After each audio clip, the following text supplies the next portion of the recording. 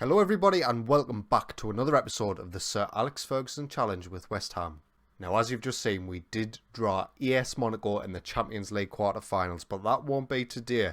Today's episode is Manchester City in the FA Cup semi-final. So after the last game against Barcelona away from home, we followed that up with a 0-0 home draw against Man City, where we did dominate the match, and this might have been our one and only chance to sort of rein in those at the top of the Premier League, but we missed our opportunity. We didn't manage to beat them, and we only got a point. In the FA Cup 6th round, though, we did get through, and we beat Arsenal at home 4-1. Alexander Isak, a double from Fabio Silva, and one from Dani Olmo, completed a quite convincing victory against Arsenal. Back-to-back wins against Arsenal followed again in the Premier League this time. Fabio Silva got the opening goal for us. They did equalise through Memphis Depay quite quickly, but Sandro Tonali got himself a double late on, 62nd minute for his second, and we managed to get 3 points in the Premier League. And then to finally, once and for all, probably put an end to our Premier League title hopes, Tottenham beat us at home 3-2. Christian Eriksen gave them an early lead in the 4th minute. We did equalise through Moise Kean in the 40th minute, but Harry Kane and Suso sealed the victory for Tottenham after we equalised through Brent Beckiart in the 52nd minute. It was just one of them games where we were on top for large spells of it, but we didn't look convincing whatsoever. We weren't creating the chances that we needed to create, and they were pretty clinical on the day. So that leaves the Premier League looking like this. We are now 12 points behind Liverpool at the top of the Premier League. We do have a game in hand on them, but we are still 4 points behind Manchester City, and they have a game in hand on us. So essentially they are 7 points ahead of us in the league table so far. So it's highly unlikely we're going to win the Premier League this season, which is really, really disappointing for me. I'm finding it difficult on this year's game to crack the top of the Premier League. The English teams seem to cause me all sorts of bother. We've lost 7 times this season, which is an incredibly high amount for a team in our sort of position. It'll be something again we'll have to address in the summer with player recruitment and something to look at in terms of tactics and formation. And it is something that I will be changing when the summer does come. Once we can sort of manoeuvre players around, whether that's moving them on or bringing them in, to fit a system that'll better see us against some of the top teams in this division. So in terms of today, we are playing Manchester City in the FA Cup semi-final, and the next episode will be the Champions League quarter-finals against Monaco. Now, I'm absolutely buzzing with Drew Monaco. I just wanted to avoid the English teams in this competition because they've all caused us problems over the years, and don't quote me on this, but I'm pretty sure in every Champions League run we've been knocked out by English opposition. I might be wrong about that, but I never know. So it will be Monaco that we'll face, which will hopefully see us get through to the semi-finals. But as this is the Sir Alex Ferguson Challenge, we've got to take the domestic competitions quite seriously. So we're going to go with a full strength side against Manchester City. We'll start with Craig Davies in goal, Luis Felipe and Jonathan Panzo as our centre-backs, Wagnerman and Aaron Martin as our wing-backs, with two Sarts sitting in the defensive midfielder position, Tonali and Beckiart in the centre, with Dani Olmo, Moise Kean and Alexander Isak leading the line. They go with a formation that is pretty similar to what they usually go with in real life. They have this guy Paulinho on the left. He looks absolutely fantastic, actually. A real player, 22 years old, is not someone who I'm familiar with, so maybe keep an eye out on him in your saves if you get the chance. They've obviously got Pongracic, our former player, playing at centre-back for them. A really different side, actually, from what Manchester City start with. Obviously, Kevin De Bruyne playing defensive midfielder now. How comfortable he's not that comfortable in that role, so that might be something that we can exploit going forward. Dybala in behind Gabriel Jesus, Raheem Sterling on the right-hand side. Mukiele, I'm not entirely sure who this is, plays for Red Bull Leipzig on this save. Well, I think that's real life, so obviously a good player. Nicolas Sule and Didi playing left back. Is he comfortable there? He's not that comfortable there either. A lot of players playing out of position for Manchester City, so hopefully it's something that we can take advantage of and look to get a good result against them and get ourselves through to an FA Cup final. So we kick off against Manchester City, shooting from left to right in this first half. We need to keep things tight early on, I think. They have a very attacking formation whilst also having the ability to be defensively solid with the two defensive midfielders. So I think if we can stay out the first 15-20 minutes without conceding, that will be absolutely fantastic.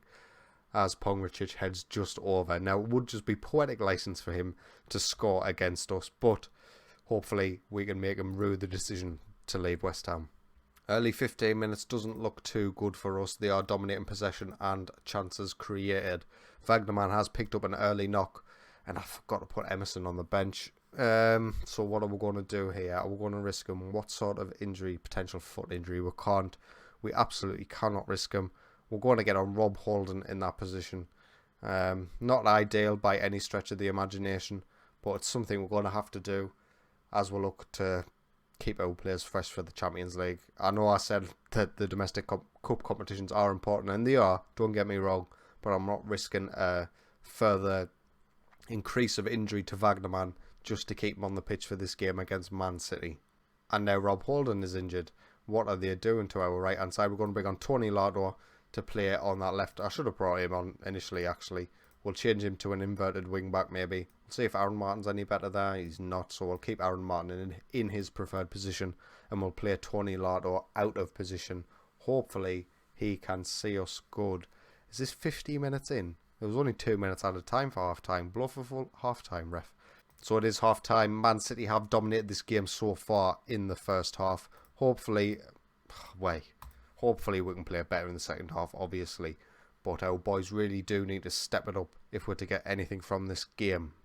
Early free kick for us in this first half. I was going to ignore this highlight completely, but we'll see what happens. Danny Olmo takes the strike. The keeper manages to gather it and bring it into his grasp. I don't know if that hit the post or not. But Alexander Isak's now in behind the defence. He gets in behind, and the keeper pulls off a brilliant save to keep Man City in the game. Oh my god, I didn't even commentate it because it was a corner, and Jonathan Panzo puts us 1-0 up in front. Danny Olmo takes the corner. I'm not sure what happens in the box, whether it's a defensive mishap or what. Danny Olmo with a corner. Who heads it down? Is that Alexander Isak? I'm not sure who it was. Someone headed it down. I don't really care. Nobody gets accredited with the assist. But Jonathan Panzo puts us in front in the 49th minute.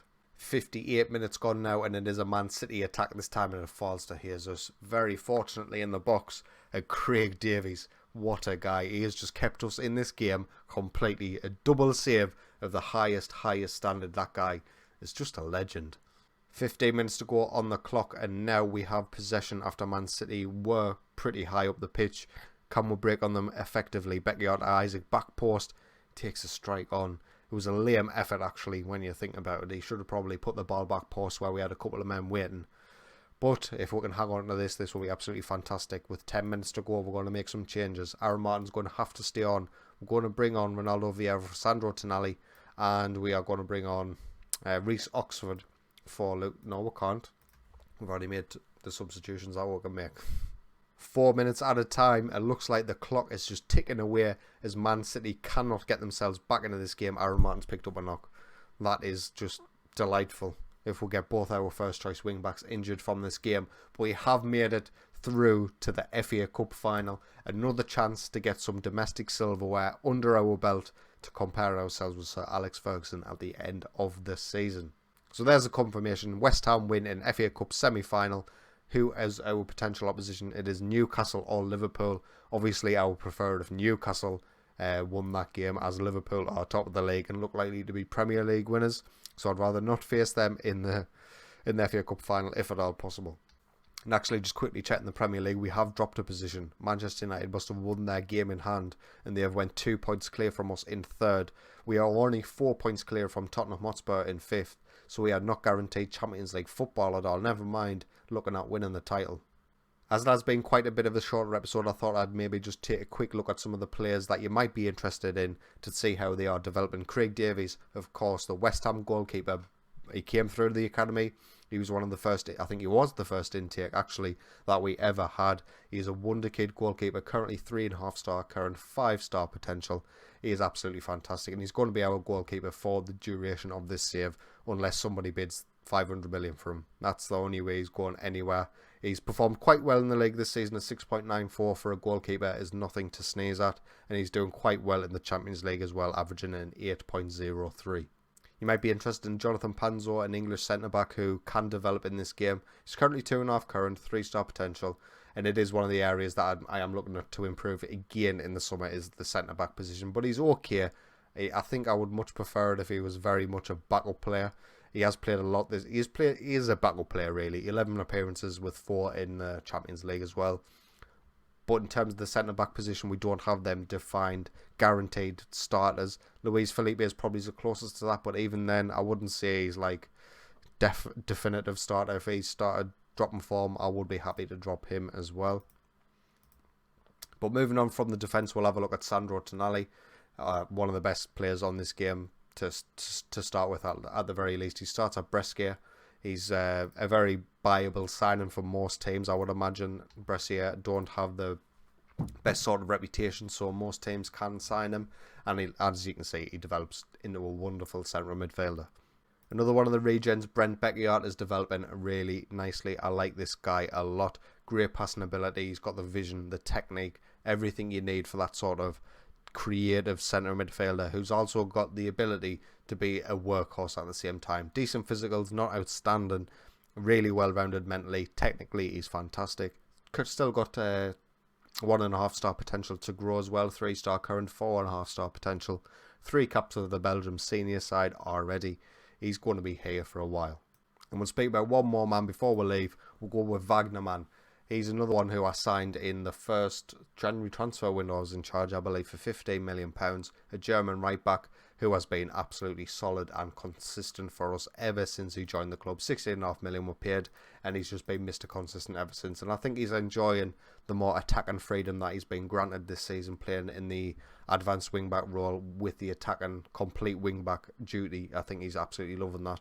He's still got half a star to grow, but this is probably pretty much as she wrote. Technically, he's not great. Mentally, he's well-rounded. Physically, he's fantastic. If I did find someone in the summer who maybe beats him technically and still matches him mentally and physically, of course I would go for it. But it's not a problem position for me. If we are with him at the start of next season, I'll be absolutely fine with that. So, in terms of the next episode, of course, it will be the AS Monaco game, the 2 legs of the quarterfinals, with Newcastle sandwiched in between, which we'll review as the episode goes on. If you have enjoyed today's video, please consider leaving a like, and if you enjoy my content, get yourself subscribed. But until next time, take it easy.